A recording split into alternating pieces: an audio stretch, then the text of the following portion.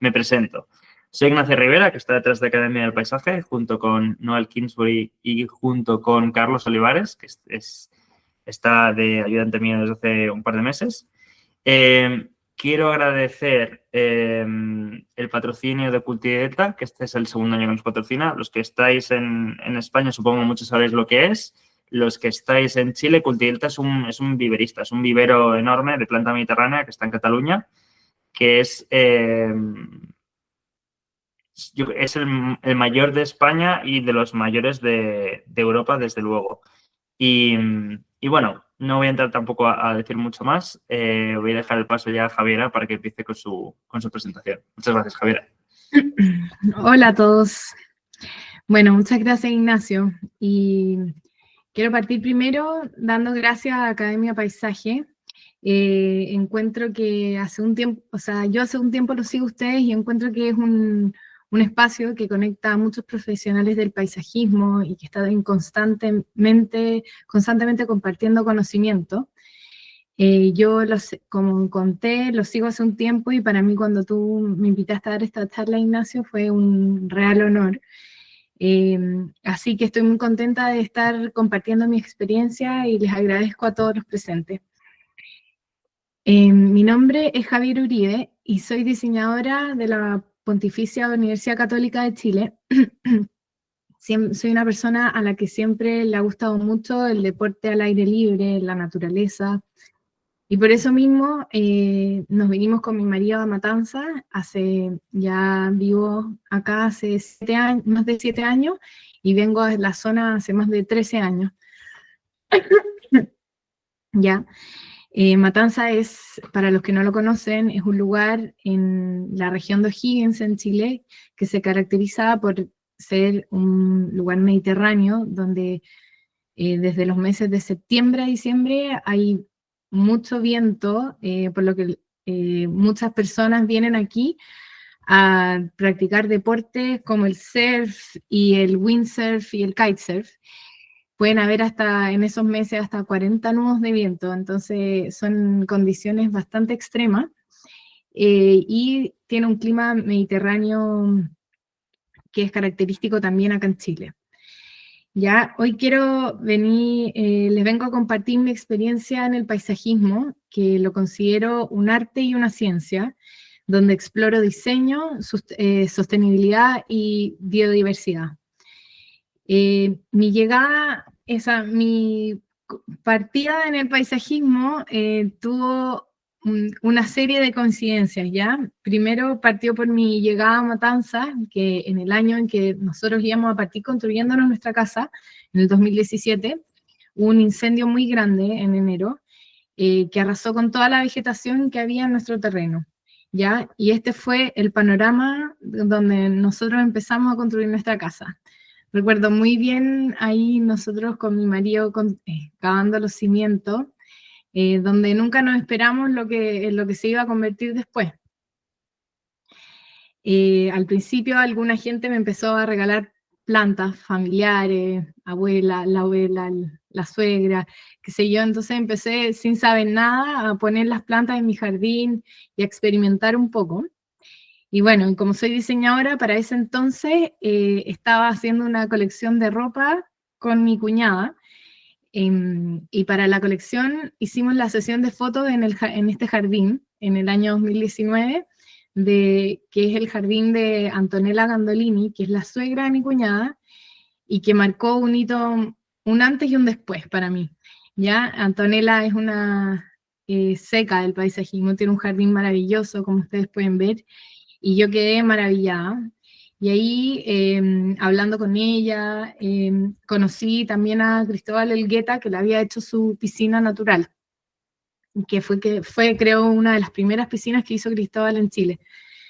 Y entonces, junto a eso, empezó la pandemia, por lo que algunos paisajistas empezaron a hacer sus cursos online, y tomé cursos con Cristóbal, de curso de paisajismo ecosistémico, después tomé el curso de piscinas naturales, ahí hicimos una masterclass con James Hitchmuth, donde aprendimos sobre jardines que en base a plantación y a siembra. Luego tomé un curso de Claudio de la Cerda de riego tecnificado. También tomé cursos de jardines de bajo consumo hídrico con Jimena Nasal. Y bueno, últimamente he tomado hartos cursos con Plantivista, que es una chilena que se llama Verónica Blackburn, de la que he aprendido más de botánica y de la parte científica de las plantas. Con ella también tuvimos una clase muy inspiradora del destacado paisajista chileno Juan Green. Y últimamente también asistí a un seminario con James Basson, que es un gran referente para mí, que trabaja con uno de los viveristas más importantes mediterráneos, del que tengo varios libros, como pueden ver, que se llama Olivier Philippi, que para mí es un gran referente. Y este año también asistí a un seminario con Peter Korn, que él trabaja con plantaciones 100% en arena, lo que fue para mí muy interesante, como vivo aquí en la playa. Y bueno, como les comenté, además de los cursos, también he ido haciéndome una colección de libros, donde aprendo también mucho, y han sido también una gran fuente de inspiración para mí, donde consulto sobre plantas, para luego hablar con viveristas de la zona, para ver si las tienen, veo las combinaciones, estoy constantemente acudiendo a ellos e inspirándome con ellos. Y bueno, también el trabajo con estos mismos viveristas a los que les pregunto por las plantas es un trabajo muy colaborativo, porque ellos también a veces que no tienen una planta me responden, esta también te podría funcionar y qué sé yo, es un constante aprendizaje. Bueno, ya, y dicho todo esto, partí yo comprándome mis plantas, ¿ya? Y experimentando en mi casa, donde esa casa que ustedes vieron incendiada, que no tenía nada y partió teniendo, se ha convertido en esto. Y es donde yo estudio y observo la flora, la fauna.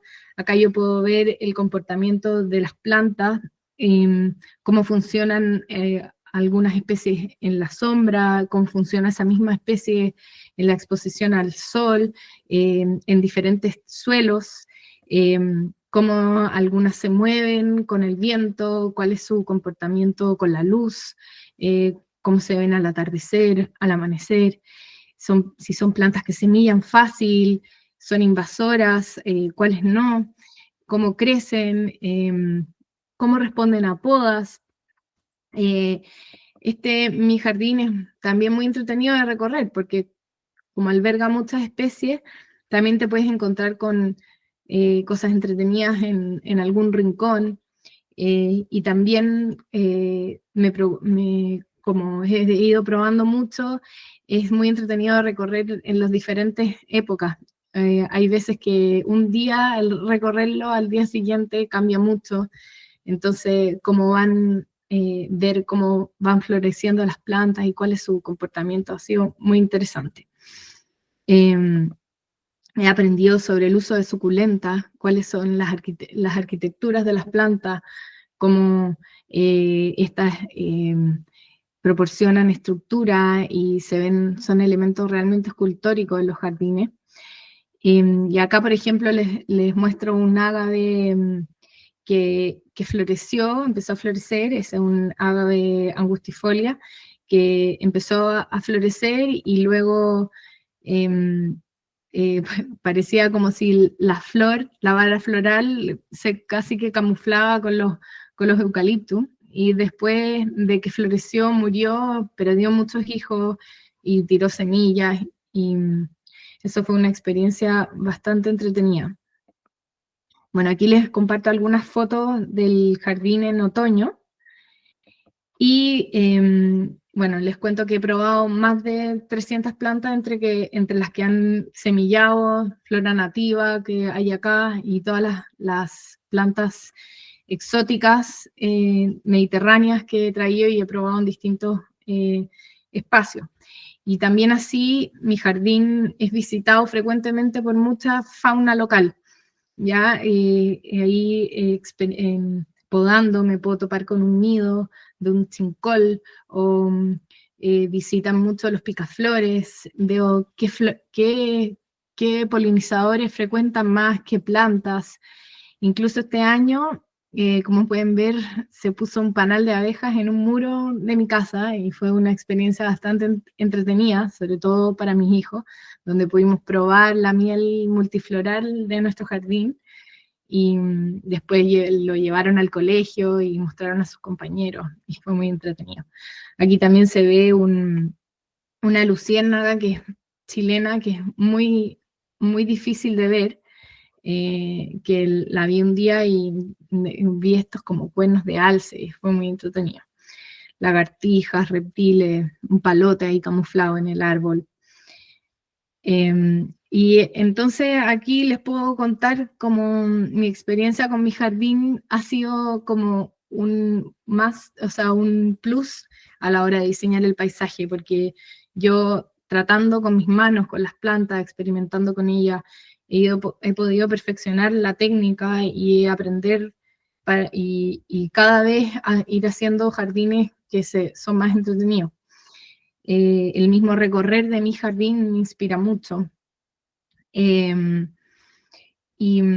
eso. Y es así como nace Javier Uribe Paisajismo, que combina sostenibilidad, diseño y biodiversidad. A mí me gusta crear lugares que no solo son funcionales, sino que también son sensoriales, que traen sensaciones a las personas que lo recorren, ¿ya?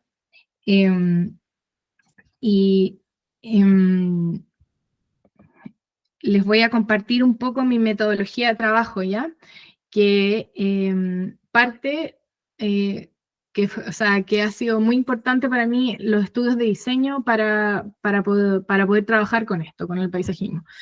Parto siempre como diseñadora, yo al recibir un nuevo cliente, que es algo muy entretenido, siempre trato de responder a una necesidad, ¿ya? Hay una problemática que responder, y que es lo mismo que en el diseño, al final. Entonces, ahí yo voy, recorro el jardín con el cliente, veo cuáles son los requerimientos de luz, o sea, cómo cae la luz, cómo está el paisaje, cuáles son las condiciones climáticas, la exposición al viento, cómo es el entorno natural, qué plantas se dan ahí, la arquitectura de la casa, cómo puedo combinar y resaltar más esa casa con el paisajismo, la disponibilidad de agua que hay para regar, y claramente también las preferencias del cliente, ¿no? Cómo puedo yo solucionar sus requerimientos, dándole una nueva vida a ese espacio, ¿no? Primero partimos con el anteproyecto, que es aquí donde yo expongo los diferentes materiales que quiero ocupar, si es gravilla, piedras, madera, durmientes, si hay alguna escultura o alguna fuente de agua, qué recorridos vamos a hacer, por dónde va a circular, por dónde se va a circular, por dónde no, qué colores se puede aproximar a una primera paleta de color, dónde van a ir los macizos, ¿ya? Cómo se va a combinar las curvas o las formas, según la arquitectura de la casa va a ser más cuadrado o según lo que quiere el cliente, etc. Y esto se presenta al cliente para luego recibir un feedback y ver cómo vamos a pasar al diseño final, ¿ya? Luego viene algo muy importante, que es la elección de la paleta vegetal. Y para esto me armo como un calendario de floración para procurar que siempre hayan flores en el jardín, que siempre hayan puntos de interés, siempre haya néctar para los polinizadores. Aquí me fijo mucho en el color, en la como dije antes, la floración y también la arquitectura de las plantas, ¿no? Por ejemplo, las suculentas que aportan estructura, las gramíneas que aportan movimiento y se ven espectaculares con la luz, por ejemplo, en este caso que se ve acá, el allium, que tiene una vara hacia arriba y que aporta movimiento. plantas estacionales, como es el alum también, que sorprenden en una época y dan dinamismo. Y otras plantas que complementan, que por ejemplo, como son los cubresuelos, que pueden caer en algún lugar o cubrir una parte donde se necesita, o otras plantas que son más globosas y que dan estructura. ¿Ya? Y es así donde propongo una paleta vegetal al cliente, y que esta paleta vegetal muchas veces puede partir incluso de una flor, ¿ya? Como es, por ejemplo, aquí el Diete grandiflora, que con su color blanco, amarillo y lila, inspira a toda esta paleta de color que funciona con él. O sea, hay en diferentes tonalidades de rosa, de azules, combinan con el amarillo y otras fuentes de floración. Y esto puede ser en un proyecto, como puede no serlo también, pero también es una herramienta que ocupo bastante. Para luego pasar al plano de plantación, donde herramientas que aprendí en diseño han sido fundamentales para mí, ¿ya? Porque ocupo Photoshop para representar mis diseños, donde el cliente puede ver algo más tangible y imaginarse mejor qué es lo que va a pasar en su jardín. Represento también en el plano de plantación las especies con sus cantidades, etcétera, y con Illustrator uso para darle el color que efectivamente tiene la planta, y así poder ver cómo se va a ver el recorrido y cómo se van a ver esas notas de color en los diferentes espacios. Y también el AutoCAD, que es muy importante para mí para ubicar los materiales y que el diseño salga a la perfección. ¿Ya? Y acá les muestro un ejemplo de cómo un fotomontaje puede mostrar una idea y comunicar un proyecto, y que me ayuda mucho también a generar confianza en el cliente, y también me ayuda a mí en el proceso creativo, porque muchas veces hago el fotomontaje y me doy cuenta que no, esta planta no me va a funcionar, o qué pasa si pongo esta otra. Entonces, así como diseñadora, que son mis estudios universitarios, también me ha servido mucho a la hora de diseñar mis proyectos de paisajista. ¿Ya? Y bueno, y después viene la parte más entretenida, donde todo este proceso que lleva trabajando mucho tiempo empieza a cobrar vida. Limpiamos, trazamos, empiezan a llegar las plantas, que es el mejor momento, empezamos a ubicarlas, y todo va cobrando vida a plantar en equipo, trabajo multidisciplinario, donde vienen las personas del riego, donde para mí también es muy importante haber tenido esos estudios de riego, porque me meto mucho y sé que no me están entregando algo que después no va a funcionar cuando crezca el paisaje, o sea, porque una cosa es un riego que te hacen para el jardín recién plantado, pero otra cosa es cómo va a ser ese riego, si va a funcionar después cuando el jardín crezca. ¿Mm? Y para luego a los pocos meses empezar a ver resultados y que los clientes estén muy felices con eso.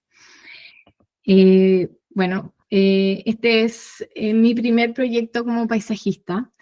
Este proyecto surgió porque los inversionistas del proyecto son amigos, entonces habían visitado mi jardín en mi casa y confiaron en mí para hacer este proyecto.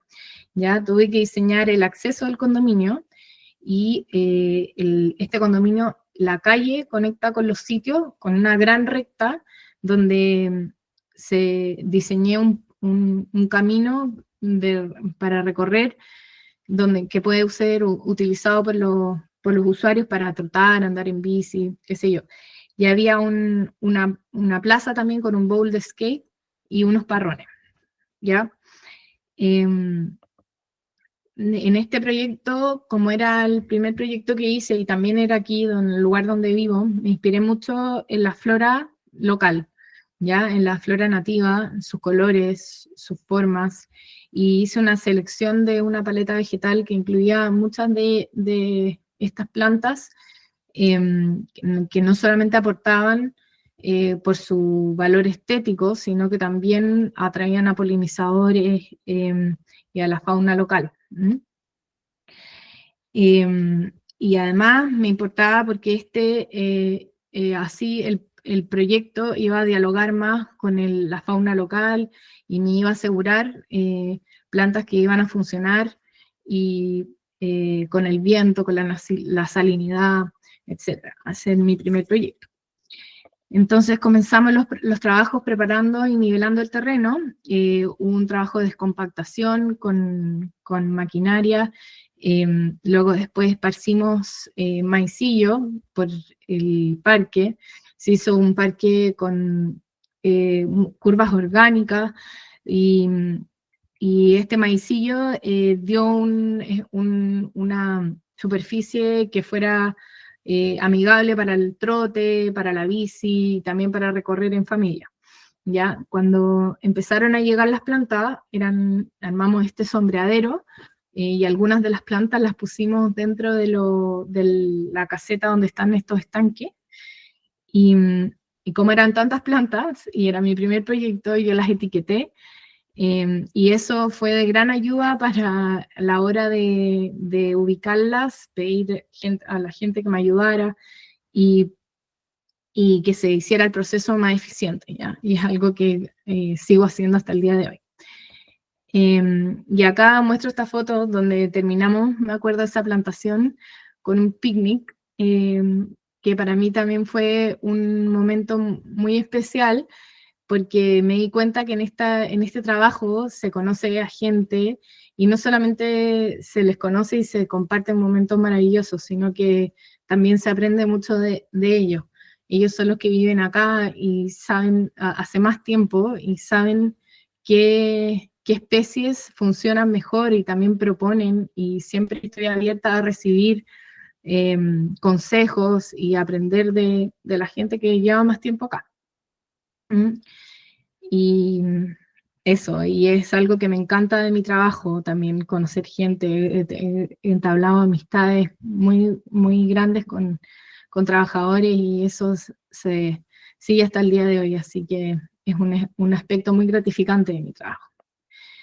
Y bueno, aquí está el resultado, es el acceso, se hizo una combinación de plantas que tuviese movimiento y dinamismo. Ya aquí se puede ver cómo las verbenas bonariensis atraviesan la Artemisa Powys-Castle. Los lirios germánicos amarillos aparecen en diferentes épocas del año. Hay mucho movimiento de gramíneas, como las colas de zorro, los Calamagrostis calforester, festucas y stipas. Y además es una combinación de plantas que está situada de manera que resalta el cartel y se puede ver de todos lados y no se interpone. Además, la combinación de colores, las artemisas y el crisum dan un gris plateado que da luz a la combinación, y otras plantas como los bautros, que son estas nativas, se podan de forma globosa para dar estructura, y así ahí se puede ver otro momento del año donde se ve la entrada muy bonita. Y bueno, esto es un poco el resultado del parque, esta recta, donde pude probar muchísimas especies, y el gran como entretenido que tiene, y que yo encuentro es que al final es un lugar que invita a recorrerlo, y que estaba pensado para trotar y andar en bicicleta, y yo creo que al final, igual que como les contaba en mi jardín, recorrerlo en cada momento del año, cada momento del día, además genera como ganas de salir a trotar y de seguir más allá y ver con qué sorpresa me voy a encontrar o qué floración nueva. Es algo muy interesante. Y así se ve cómo cambia en diferentes épocas del año, los coloridos, cómo se tornan más ocres en las gramíneas, estos dorados, por ejemplo, esta estipa caudata, esa estipa gigantea que tiene su vara dorada arriba y que con el movimiento del viento se ve muy entretenida. Aquí se ve un corontillo también, un árbol nativo chileno lleno de abejorros y de abejas que atrae muchos polinizadores, las verbenas bonariensis. Y bueno, en el parque se logró ese objetivo de no interponer las vistas y los niños juegan ahí. Hay muchas personas que siempre están andando en skate y que se maravillan con este entorno donde siempre hay algo nuevo que ver, ¿ya? Y donde también puedes recorrer y siempre va a ser un paseo único, porque a mí por lo menos me pasa que cada vez que estoy ahí hay algún pajarito nuevo, hay algún picaflor, una codorniz, el otro día vi una familia de codornices, una loica, siempre estás mirando, o sea, no vas mirando adelante, vas mirando a los lados y viendo cómo todas estas especies van cambiando y hacen el jardín muy especial. Bueno, también aquí quería contar cómo el paisajismo se transformó en una profesión que a mí o sea, se ha complementado mucho con mi familia. Ya eso es algo muy lindo porque trabajamos todos juntos, trabajamos en equipo, lo combino, a veces tengo que llevar a los niños a trabajar conmigo y a ellos les encanta, aprenden sobre el respeto a la naturaleza desde que son chiquititos y el amor por ella. Ellos están en un colegio bosque, pero que es una metodología alemana, que acá salen mucho de exploración y tienen harta resistencia. Ellos hacen unos trekkings conmigo bastante difíciles y tienen bastante resistencia y les encanta la naturaleza, están metidos que el bichito, les encanta ayudar, mamá te ayuda a mover esta plantita. Entonces eso es muy gratificante para mí y es algo que también me ha ayudado mucho como paisajista, porque no solamente por tener momentos entretenidos como familia, sino que también aprovechar esos momentos entretenidos para observar, ver la naturaleza y ver el comportamiento de las plantas. Bueno, y aquí les voy a mostrar otro proyecto que hice, que es en una casa en el lago Ranco. Esta casa tiene es una casa espectacular que está situada al frente del lago con estas vistas muy amplias y que y que la casa tiene el efecto de parecer que está como sobre un bote, ser un bote, ¿ya? Que se ve las vistas del lago para todos lados, hacia un lado el cordón del Cauye, que es un cordón montañoso, hacia el otro lado un cerro que se llama el Pico Toribio, que ahí se muestra en un atardecer que se pone rojo.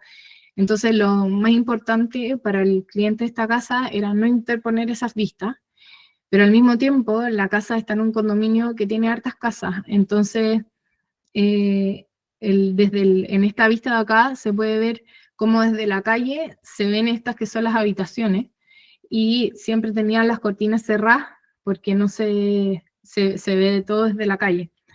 Entonces, para eso se diseñó un bosque que tapaba y que hasta el momento ha ido creciendo súper bien, pero bueno, aquí otro desafío de esta casa fue que en la parte de las habitaciones ahí abajo, por las aguas lluvias y el posicionamiento de la casa, hay un lugar donde se forma mucho barro y es un área muy inundable, ¿ya? Si hay lluvias como muy seguidas, se forma un buen charco ahí.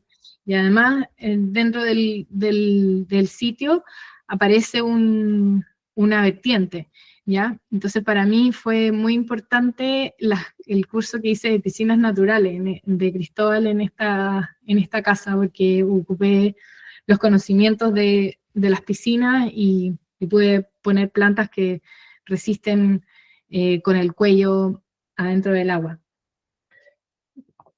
Me inspiré, esto fue un desafío, porque es el primer jardín que hacía en el sur, ¿ya? Y para eso me recorrí mucho, observé mucho la flora que se da ahí, y también como había ido muchas veces al sur, recordé todos esos paseos que había hecho, y me inspiré en fotografías, qué es lo que veía en esos paseos, ¿ya? Por ejemplo, estas colas de zorro en el Puelo, en Chiloé, estos acantilados con lobelias, en combinación con nalcas, que funcionaba muy bien con paletas de amarillos, las curvas del lago orgánicas, los colores rojos del copihue, el chilco.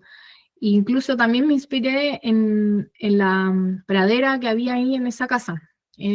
Para este clienta, o sea, la dueña de casa, le encanta hacer arreglos florales y ella ya estaba haciendo arreglos con la pradera que había ahí.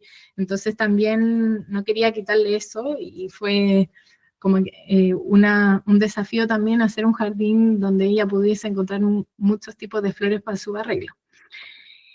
Partimos limpiando y nivelando y hicimos nivelando acá donde se ve con la retro, un área de juego, porque estas personas tienen muchos nietos, entonces querían hacer un área de juego.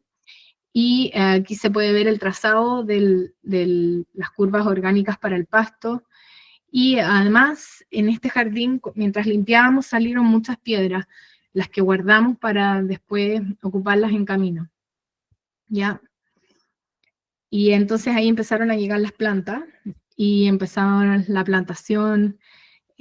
Aquí se ve el área de las piezas donde hicimos la parte inundable, luego este talud, donde pusimos plantas que mencioné antes en el talud de esa foto que vi en Chiloé. Hubo otra parte que era esta parte bajo en la terraza de la casa donde no llega la lluvia directa, entonces ahí se tuvo que buscar especies que fueran de bajo recurso, porque ahí nos iba a llegar la misma agua que le llegaba al resto del jardín. Y entonces así empezó el jardín, y este jardín también fue muy importante armar recorrido, ¿ya? Como a mí siempre los jardines me gusta que se puedan recorrer, que se puedan disfrutar, que se puedan como vivir, ¿ya? Y en este caso ocupamos durmientes de madera y los bolones que antes mencioné que habíamos rescatado de la misma casa para contener la gravilla en estos senderos, ¿ya? Y acá también hicimos un recorrido de una escalera que bajaba hacia un sendero que baja a la playa del lago. Y bueno, y este fue el resultado, ¿ya? Hice una gran combinación de herbáceas, ¿ya?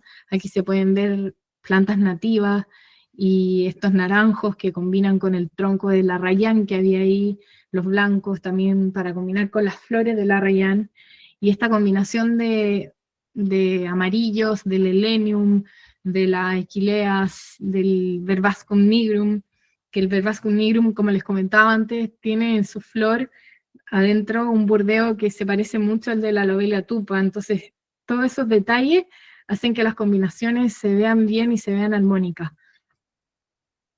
También la arquitectura de la planta, que fue mencionado anteriormente, es muy importante. Aquí se usaron plantas largas que se mueven con el viento y le dan dinamismo al lugar. Esta casa se me había olvidado mencionar que se usa mayoritariamente en el verano, ¿ya? Entonces la floración se concentró en esa época. Hay otras floraciones, pero son menores, ¿ya? Entonces esto es la sorpresa con que ellos se encuentran al llegar a su jardín en el verano. Y aquí se ven cómo los polinizadores interactúan, ¿ya? Están también los Equinops ritro, que además de añadir mucha textura, combinan con el lago y el cielo, y dándole un efecto muy llamativo al jardín. Y luego aquí se puede ver cómo después de, bueno, 2 años, este ya va a ser su tercer año desde que lo plantamos, el resultado fue impresionante. En esta parte inundable, las persicarias, se hizo una combinación con persicarias, Tilbet chinesis, helecho, que es el helecho paraguas, y hay también el helecho costillo de vaca, también ahí son plantas nativas, y también calas, que son todas plantas que pueden tener su cuello en el agua, ¿ya? Y bueno, y también arriba, en la parte de arriba de las piezas, que todavía no crecen mucho, o sea, están un poco de a poco creciendo, pero se pusieron arrayanes que tapan las piezas, pero al mismo tiempo, desde del estacionamiento de la casa, pero las tapan, pero al mismo tiempo es un árbol que permite pasar la luz, que no le da oscuridad a las piezas. Y hay otras, bueno, y durante todo el verano, en enero, están los astilbes chinesis. Acá se puede ver que en febrero ya no está la flor de las astilbes y las persicarias, pero sí esta flor seca no se poda y también le da estructura y se ve distinto. Entonces acá se puede ver el dinamismo que en solo 2 meses un jardín puede ir cambiando. A fines de febrero empiezan a florecer todas las anémonas japónicas. Es un jardín muy dinámico en muy poco tiempo. Y bueno, y también tiene sus recorridos con pasto, que le dan amplitud, dejan que los niños recorran. Bueno, ahí también se ve el perro, y donde te puedes encontrar con elementos sorpresas como son estas equináceas, ¿no? Que son tan bonitas y que también sirven para flor de corte como quería la clienta. Ahí se ve el área de juegos que se hizo, no sé si lo mencioné, pero la rodeamos de arándanos, que son que los niños mismos cosechan. Ya para febrero, en enero no queda, o sea, ya se los comentó, y en febrero no queda nada. Pero ese es el jardín y cómo se ha ido dando. Y muchas gracias. Esos son los proyectos que les quise mostrar. También pueden entrar a mi Instagram y ver otros proyectos que he hecho. Y nada, quería volver a agradecerle a Ignacio por esta oportunidad. Ha sido un honor estar aquí y compartirle a ustedes mi experiencia en el paisajismo, y espero que les haya gustado. Nada, el placer ha sido nuestro. Hola, yo soy Hernán, quería hacer una pregunta. Quería preguntarle a Javiera cómo combina todo ese trabajo del paisajismo con la vida familiar, porque yo sé que tiene niños chicos, niños pequeños.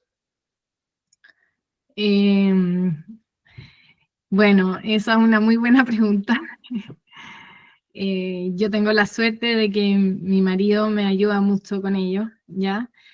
Aunque son chicos, el colegio me los recibe hasta las 3 de la tarde, y bueno, la chica no, pero también tengo ayuda en la casa, y como comentaba, los llevo, los hago participar. En mi jardín experimental también tengo muchos elementos que ayudan a que ellos jueguen afuera, se entretengan. Entonces, muchas veces tengo una muy buen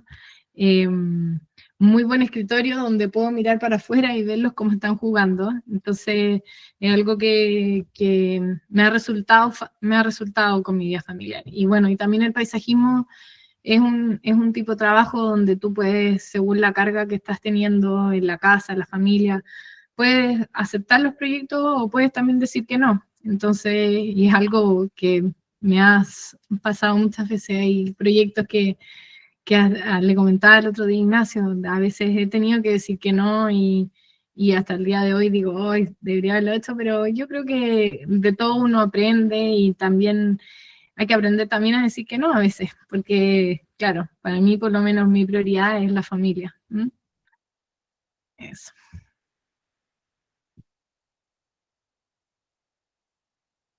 Perdona, que tenía la cámara y el micro apagados. Loreto, no sé si te deja no encender el micrófono. Si quieres, si no te deja encender el micrófono, deja si quieres por escrito la pregunta y yo se la digo a Javiera. A ver, Catalina Ureta, si quieres, acuérdate de encender tu micrófono. A ver. ¿No te deja tampoco? Pero habilitados están, porque yo, por ejemplo, estoy oyendo, José sí que puede, lo estoy oyendo. Yo lo tengo abierto. Espera, un segundo, José, voy a dejar que Catalina haga primero su pregunta, que ahora parece que sí que puede. Sí, ahora ya puedo. Hola Javiera, muchas gracias por tu presentación, te encontré preciosa. Quería preguntarte, tú me das con 3 ideas de lo que te ha aportado a ti en esto de ser paisajista, porque ya veo o sea, veo que hay un toque de la diseñadora detrás de todo lo que me mostraste. Cata, ¿podrías repetir la pregunta? Porque no se escuchó, se cortó un poco.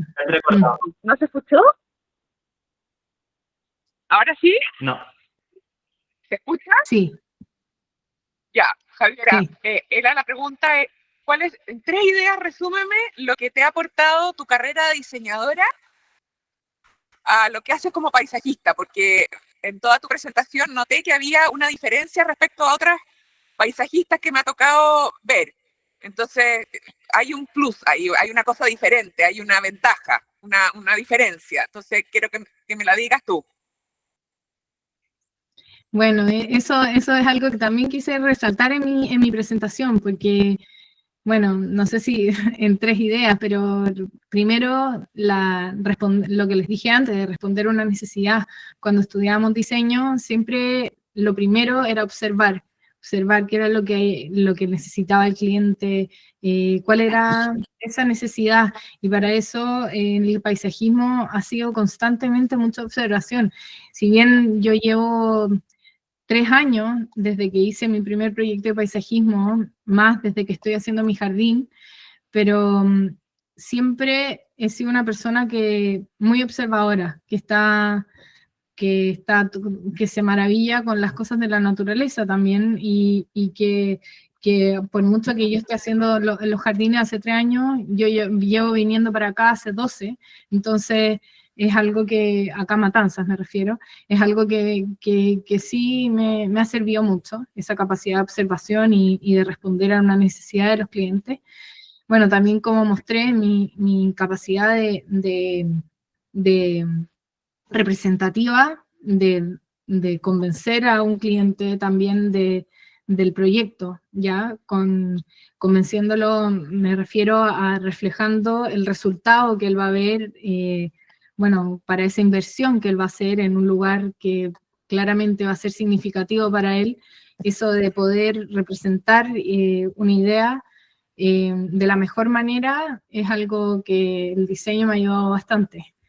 Y por último, también el manejo yo diría que o sea, es como lo multidisciplinario que es el paisajismo, porque yo estudié diseño integral, entonces, por mucho que haya hecho ropa, también mi proyecto de título fue algo totalmente relacionado con la ciencia, ¿ya? Siempre he sido una persona que le ha gustado mucho ámbitos, me costó mucho decidirme qué estudiar, me gusta la arquitectura, también me gusta la ciencia, la biología, entonces eso, también la multidisciplina es algo que me ha ayudado mucho en el paisajismo, porque como comenté, es una profesión totalmente multidisciplinaria, ¿ya? Eso. Perfecto. José, lanza la pregunta. Gracias, buenas tardes. Hola, Muchas buenas. gracias, Javiera, por tu exposición tan agradable y tan ilustrativa. Oía que en la primera parte de tu exposición hablabas de una experiencia que habías tenido en un proyecto de una zona ventosa. A mí me gustaría tener tu criterio o tu opinión respecto de la tipología de plantas que en esa zona has podido verificar que han podido desarrollarse satisfactoriamente. ¿Me podrías decir un poquito algunas líneas generales que has tenido en cuenta para ese planteamiento de las especies que has utilizado? Hola, José, gracias por tu pregunta. Es una pregunta muy buena. Yo creo que el uso de plantas que ya he comprobado y que he observado ha sido clave en esto, ¿ya? Ver otros jardines, analizar qué plantas funcionan, observar el entorno, ¿ya? Es algo fundamental a la hora de hacer el proyecto, y sobre todo en las condiciones más ventosas, como es, por ejemplo, la primera línea acá en Matanzas, ¿ya? Tengo otro proyecto del que no hablé hoy día, pero que hubo que que reforestar muy rápido, y para eso me tenía que ir a la segura con las plantas que estaba eligiendo, y ocupé muchas plantas nativas autóctonas del lugar, ¿ya? Y también plantas que no solamente funcionan en el lugar acá, sino que también en condiciones más adversas que acá, ¿ya? De hecho, Olivier Philippi en sus libros cataloga las plantas con un código de sequía, por ejemplo, en que siempre, para mí, o sea, no es siempre, porque hay veces que una planta uno la puede ahogar, pero a veces una planta que funciona en un lugar con peores condiciones va a funcionar mejor en un lugar con unas condiciones un poco mejores. Entonces, por ejemplo, un jardín que visito mucho en una zona más al norte acá en Chile, que tiene más viento salino, es más seco, todas las plantas que funcionan allá, acá me funcionan de maravilla. No sé si responde un poco tu pregunta.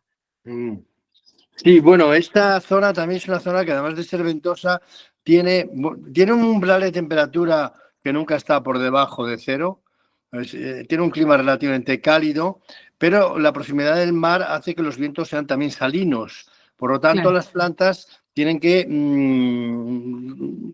aguantar las dos agresiones, de un lado del viento y de otro lado la salinidad. En tu experiencia, en una zona que pretendo repoblar de un jardín en el sur de Galicia, ¿por dónde crees que se podía tirar? Yo creo que lo más importante para ti es tomar una comunidad vegetal que tenga las condiciones, que la planta autóctonamente venga de unas condiciones similares a las que tú estás diseñando. Por ejemplo, si me dices que es muy ventoso, pero con temperaturas no muy bajas, te podría funcionar también las plantas que ocupamos acá. Entonces te invito a mirar mi Instagram, ver qué especie utilizo, o también buscar de las zonas que tienen climas parecidos al que tú vas a utilizar, y así yo creo que te vas a ir a la segura con una selección de especies que funcione para el viento y para la salinidad. Muy bien. Veré tu Instagram a ver si encuentro alguna referencia que me sea práctica. Muchas gracias, Javiera. Escríbeme por interno, te puedo ayudar también con más nombres, si quieres algo más específico. ¿Ah? Ok, muchas gracias. De nada. También, José, te voy a decir yo, el libro de Olivier Philippi, bueno, los libros, porque tiene unos cuantos, no tiene uno, normalmente te hablan también de la tolerancia a la salinidad. O sea, te hablan del código de sequía y muchas de ellas te dicen también, no sé si en todos, pero desde luego hay por lo menos uno que sí te habla, yo creo que todos. Ahora mismo es que hace tiempo que no me los miro, o sea, hace tiempo que no los miro en detalle, pero si no recuerdo mal, por lo menos uno, si no los 3 que yo tengo, te hablan un poco también del aguante a la salinidad. Olivier Philippi, has dicho. Sí. Olivier Philippi, sí. Y Okay. también bueno, que justo acá lo tengo, pero se llama El Jardín sin Riego. En él también hace al principio del libro un análisis de qué lugares tienen la misma condición que el lugar donde él está en el Mediterráneo, en el sur de Francia. Okay. Entonces menciona Chile, menciona Australia, menciona Sudáfrica. California, Sudáfrica, África. Entonces, eso es al final lo que tú tienes que hacer, es analizar qué climas corresponden con este clima que tú quieres repoblar. Ok, muy bien. Muchas gracias. José, te lo he escrito en vez de porque a Javier y a mí nos deja, o sea, el chat no está habilitado para el resto, pero yo sí que puedo escribir, y si entras dentro de la conversación del chat, que es lo que está al lado del icono de actividades, del triángulo cuadrado y círculo, el que está ahí justamente al lado de eso, que es el chat, ahí he puesto cómo se escribe Olivier Philippi, o si lo quieres copiar. Ok, yo también lo he anotado. Ah, vale, perfecto. Mientras estábamos hablando, para poder recurrir a él. Perfecto, Vale. muchas gracias a los dos, a Javiera, perdón, y a ti, Ignacio. Nada. A ver, Ángeles, voy a leer alguna pregunta que han dejado por escrito antes de dejar paso a Daniela. Yo no sé si Loreto al final le funciona el micro o no funciona el micro, pero bueno, en principio, sí, entiendo que si no ha podido aún hablar es que no puede. Entonces, antes de pasar a Daniela, te voy a leer alguna cosa que han dejado por escrito. Han puesto Ángeles Hernández Correa, te ha dicho, qué bonito todo, Javiera. ¿Podrías hablar un poco sobre el mantenimiento en estos jardines, sobre todo el de la última casa, dado que solamente se utiliza en verano? En este caso, es una casa que se mantiene durante todo el año. Creo que hay una persona, un grupo, o sea, una persona que mantiene jardines que va una vez al mes, y ya en la época donde va más, la época que va más, que hay más floraciones o que se necesita más poda, él puede ir 2 veces al mes o algo así. Pero ella también tiene mi teléfono y me escribe mucho, me manda una foto de la planta y me pregunta cuándo puedo darla, qué sé yo. Entonces yo a veces le doy directrices. No lo hago con todos los jardines, eso sí, pero con este sí. En ese que hay confianza, sí. Iba a decir que también, o sea, que aunque no se use en verano, lógicamente el mantenimiento de un jardín lo tienes que hacer a lo largo del año. Si tú te olvidas y piensas que solamente puedes hacer el mantenimiento en verano, te vas a encontrar el caos. Así que que nadie piense que porque solamente se utilice 1 o 2 meses al año no necesitan mantenimiento. Eso no es así. Y es algo que en el paisajismo es bastante problemático, porque a veces uno hace algo y no lo mantienen de la manera correcta y se transforma en un Yo problema. diría que es de lo más problemático, de hecho. Sí, de lo más. Vale, Lorena Carballo te dice, ¿con qué material se realizaron los senderos en el proyecto del Mirador? Con no sé cómo le dicen allá, acá se llama maicillo. Yo creo que te refieres a la grava, ¿no? Es como una grava, ¿no? Es como no es una grava, es un sustrato que se obtiene de canteros acá. Espera. No, sí, esto lo hemos hablado antes. El maicillo creo que es lo que aquí nosotros llamamos el... no me va a venir la palabra. Bueno, si me viene luego lo digo. No me viene ahora el término. Es un granito. Sí, no, pero el término, o sea, lo que se utiliza, o sea, ¿cómo se llama? El jabre, no me salía la palabra. Es el jabre. O sea, yo creo que la grancilla, ¿no? La grancilla. El jabre más bien de lo que es el granito, ¿no? Sí. El jabre. Nosotros decimos por ahí por Andalucía grancilla. Pero bueno, hay sitios, o sea... Bueno, viene a ser, en resumidas cuentas, piedra machacada, piedra muy finita. Sí. O sea, que no es más fino que la grava y se tiende a compactar, ¿no? No tiende a compactar, sí. Vale. Acá yo le pregunté en mi celular y dice que comúnmente se conoce en España como mijo. Claro, pero eso es el maíz. Sí, ¿no? Yo creo que... No, claro, el mijo. El maíz. Sí, se refiere literalmente. Nada que ver. Nada que ver. Sí, pero lo que decíais antes, el jabre, el chabre, efectivamente es granito molido que se compacta con la lluvia, por ejemplo, y que funciona mejor que la gravilla para caminos. Sí, no, pero es eso, o sea, lo que en Chile llaman vuelvo a decir, Javier, que se me ha ido el nombre, el maicillo, es el equivalente al jabre. Es básicamente, no sé, supongo que no. Me dijo maicillo por el maíz, nada que ver. No, es que acá se ocupa mucho de eso y lo sacan de cantero, debe ser como algún tipo de piedra molida, bien molida, y se compacta bastante bien. Vale, bueno, yo creo, hay una pregunta más escrita, pero voy a dejar a Daniela que haga su pregunta. Daniela, acuérdate de... Miguel, tienes el perro que te está ladrando y con el micro lo estamos oyendo. Perdón, ahora mismo lo soluciono. Hola Javiera, ¿cómo estás? Hola Daniela. Cuéntame. Oye, tengo una pregunta, no sé, como práctica. ¿Qué alternativas has visto tú, no sé si están de la zona, pero como para reemplazar un poco el pasto que requiere demasiada agua, quizás cuidado, pero que igual de frescor. De repente hay zonas que son más grandes, que me da la sensación de que si no pongo pasto quizás puede dar mucho calor, en zonas sobre todo como que le da el sol poniente, no sé qué has visto tú que te funcione quizás bien también como en reemplazo al pasto, ¿no?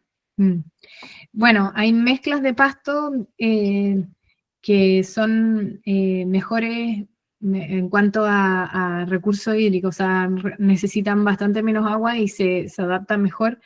En estos cursos que mencionaba de la Verónica Blackburn, ella enseña mucho eso, y sobre todo que son pastos que tienen las raíces más profundas.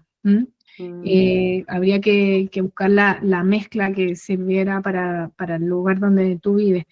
Pero además del pasto, yo, por ejemplo, en mi casa yo lo eliminé y tengo la gravilla que ha funcionado bastante bien para los niños. No es algo que se caliente, sobre todo si es una gravilla que tú escojas que sea clara, y además sirve mucho para jugar para ellos. Claro, no va a servir quizás para jugar fútbol, pero... Y una solución que igual se calienta, pero que también se está usando, es el uso de unos pastos sintéticos bien tecnológicos. Yo, en mi experiencia, no los he ocupado y tampoco me gustan mucho, pero si es pasto sí o sí lo que quieres y no consumir agua, también podría ser alguna alternativa. Buenísimo.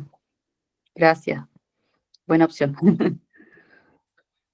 También hay un libro de Olivier Filippi que de hecho es alternativas prácticamente el libro entero sobre alternativas al pasto. Si os interesa. Sí, eso no lo tengo.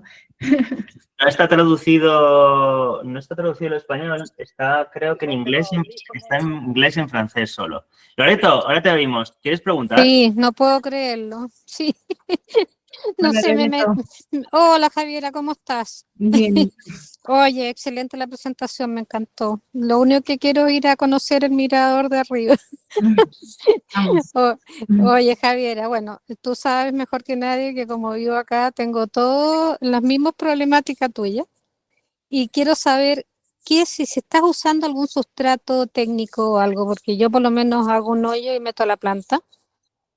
Y en la mayoría de los casos acá, el mayor problema que tenemos es, bueno, aparte del viento salino, no soy yo que estoy en primera línea, está el tema de la pendiente. ¿Cómo has solucionado el tema de la pendiente? Porque no se puede usar mulch en estos casos porque se va todo al suelo, digamos, o sea, cae. Quiero saber si estás usando algún tipo de sustrato, cómo haces para retener el suelo y tratar de que no siga tan compactado como es acá. Mira, la verdad es que no, o sea, por lo menos en ese proyecto que te comentaba del mirador, no ocupé ningún sustrato y en general no cambio el suelo que hay, ¿ya? Perfecto. Pero sí, en este seminario que fui con Peter Kohn, él hablaba de jardines 100% en arena, ¿ya? Y mi amiga, la Verónica Blackburn, también lo está probando en Santiago en maceta. Y también por lo que he podido observar, la arena es una muy buena alternativa, porque retiene el agua. Si te fijas, si tú estás en la playa y haces un hoyo, siempre va a haber una capa de arena seca arriba, pero más abajo vas a encontrar el agua. O tú puedes ver también en Puertecillo, que es una playa que está aquí al lado de Matanza, cómo los bosques enteros se hacen en pura arena y las raíces buscan el agua hacia abajo, siendo que la arena no tiene tantos nutrientes. Yo creo que al final sí las plantas mediterráneas están acostumbradas a esto, ¿ya? Y tengo muchas ganas de probarlo, de probar cómo funciona la arena, porque al ser un sustrato que retiene el agua, también es un sustrato que es muy liviano y que permite que las raíces crezcan, ¿ya? Y entonces o sea, proporciona aire a las raíces y además el agua, que es lo que al final lo que las plantas mediterráneas más temen es la compactación.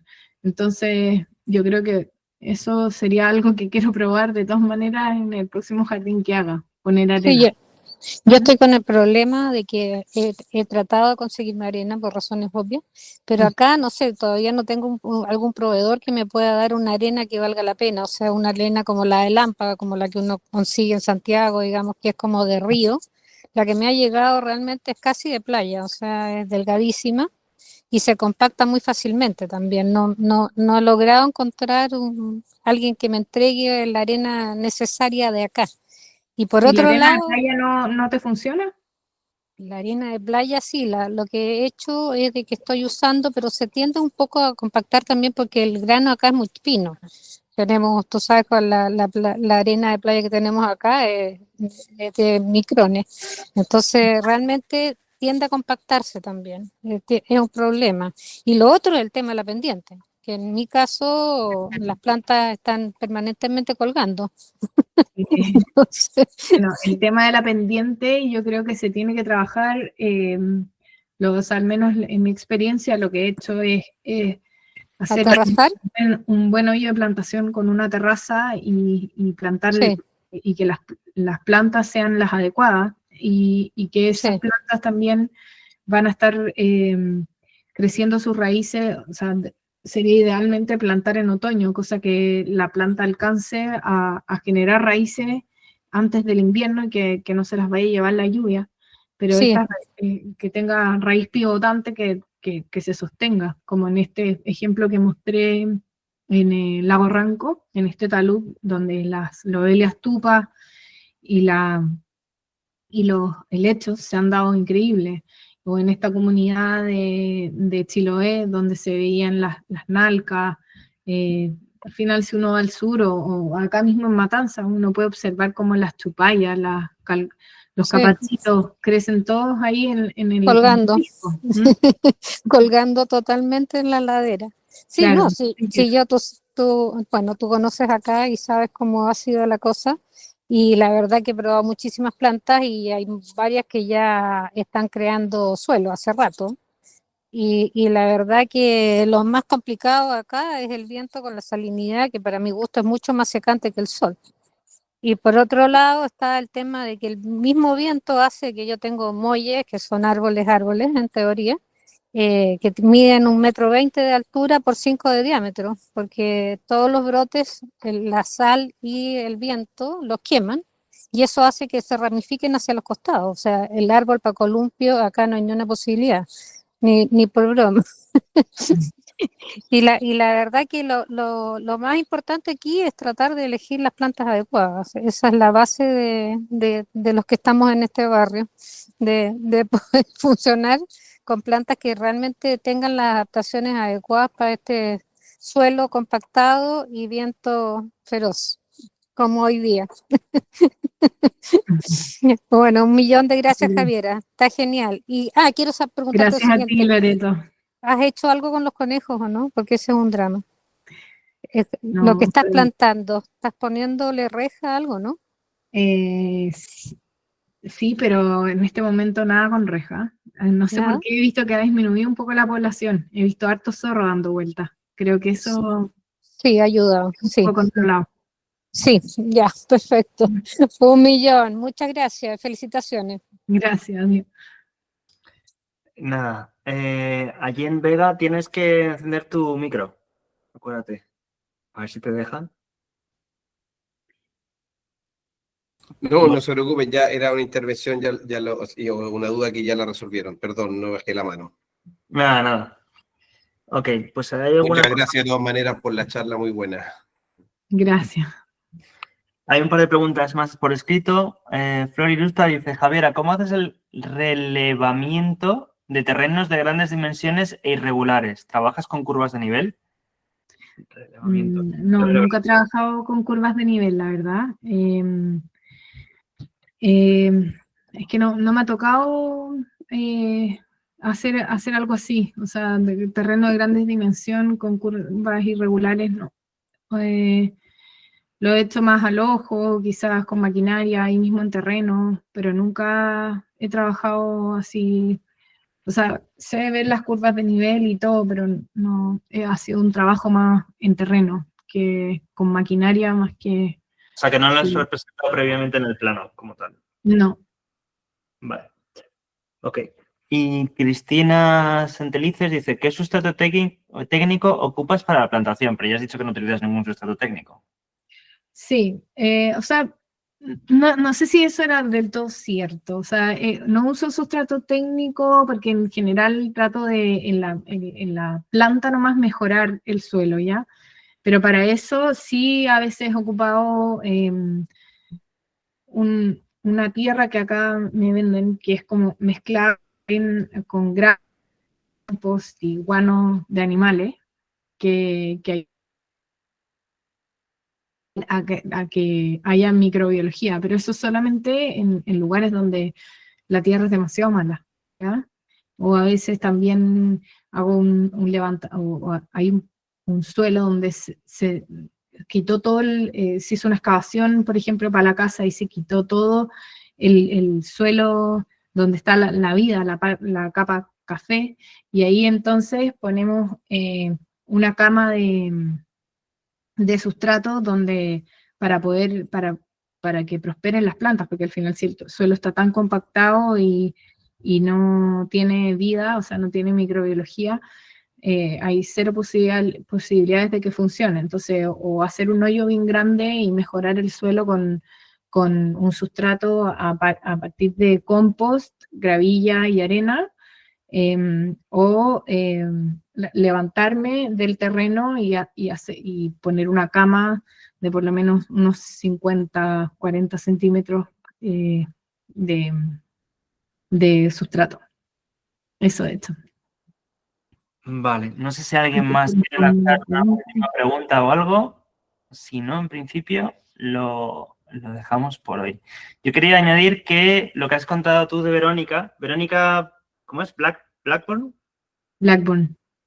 Yo le he estado viendo, de hecho iba a decir que están sus vídeos de sus experimentos de macetas, con macetas y con arena, lo está sacando ahora en Instagram, porque los he estado viendo yo estos últimos días, o sea que el que tenga interés, que se meta en su Instagram y oje, porque están los reels, vamos, hablando sobre el tema. Sí. O sea, que Y ella es muy buena. Mm. Es muy buena, muy observadora ahí. Le doy mil gracias por la presentación, ha sido maravillosa. Nos vemos en otra ocasión y espero que nos veamos pronto. Muchas gracias a todos. Gracias, Ignacio.